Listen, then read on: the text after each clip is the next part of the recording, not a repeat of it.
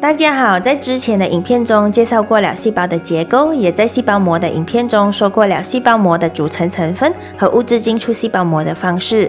那个影片带大家穿透细胞膜，今天我们终于进入细胞质。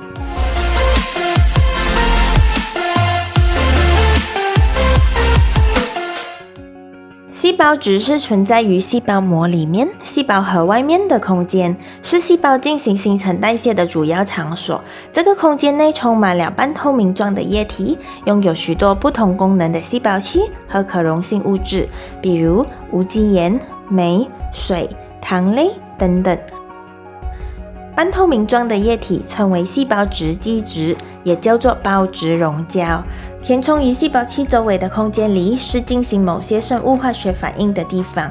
细胞质基质提供细胞器维持正常结构所需要的离子环境和完成它的功能活动所需要的物质。在这样的空间里，细胞器就像工厂一样，利用细胞所提供的原料制作出不同的产物，完成各自的任务。其中几个主要的细胞器有线粒体、道尔基体、平滑内质网、粗糙内质网、液泡、叶绿体、溶酶体、中性体和核糖体。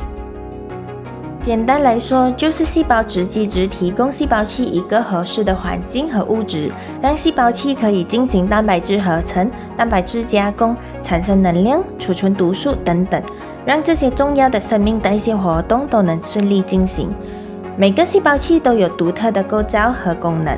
关于这些细胞器的功能和介绍，以后会再做影片讲解。有兴趣的朋友们，记得订阅这个频道，才不会错过新的内容哦。今天的影片到此结束啦。如果这个影片对你有帮助，麻烦你点个赞让我知道。